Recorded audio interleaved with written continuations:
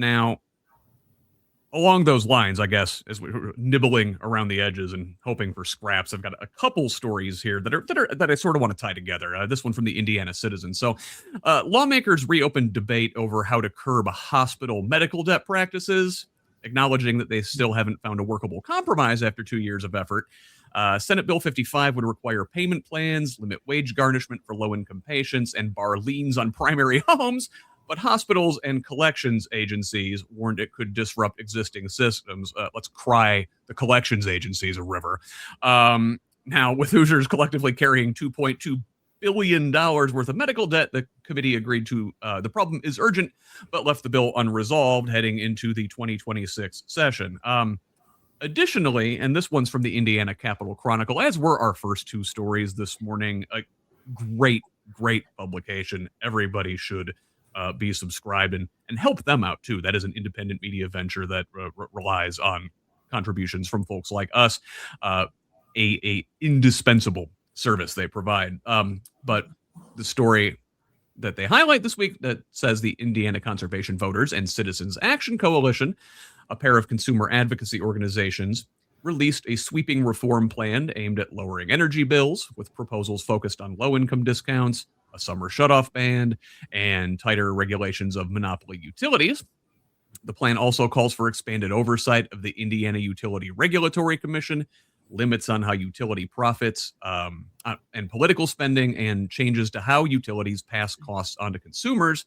Now, the utilities acknowledged affordability concerns, but pushed back, arguing prices are below national averages and existing assistance programs already help struggling Hoosiers. Now, Chuck, I want to ask you about this one because, you work in infrastructure, right? Water is your purview, but like we all agree water is absolutely necessary and should be managed as a public good.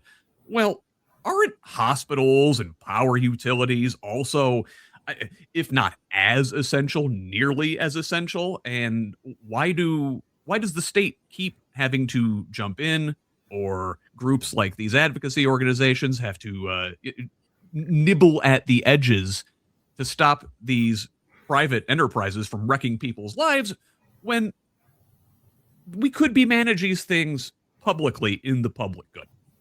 Yeah, you hit it kind of right on the nose. I mean, utilities, especially, water, power, healthcare, all these things are essential to human health and safety. And where you get the mix, or where you get the interesting tie-up, is where you get between the investor-owned utilities versus the regulatory structure. And let's face it, for-profit utilities are literally that. They're there to make money for their shareholders, so that they have that first, customer service second. In contrast, you look at a municipal utility, they are just the reverse. We focus on customer service, and then we worry about the rest of it later. We don't make a lot of money, just enough to basically plan for the future. Now, a lot of that, they'll say, well, we can't afford to do this, so we can't afford to do that. Well, okay, cut down how much you're paying your CEOs and executive officers, and then come back and talk to me. But it's the perspective. They have to focus on what's the more important criterion. Are you there to protect the public resource, or are you there to gouge it? And that, and again, I'll probably come back to this statement two or three times, that human greed, it drives so many problems. And when you can lobby, an institution, whether it be the IRUC or whether it be legislatures in general, that's essentially where it goes sideways, because a lot of these large outfits can throw as much money as they want at something and make something happen. Where municipalities, we don't have that option. We're kind of stuck. Yeah. We're like 10 minutes into this thing, and we're already starting to see a theme develop.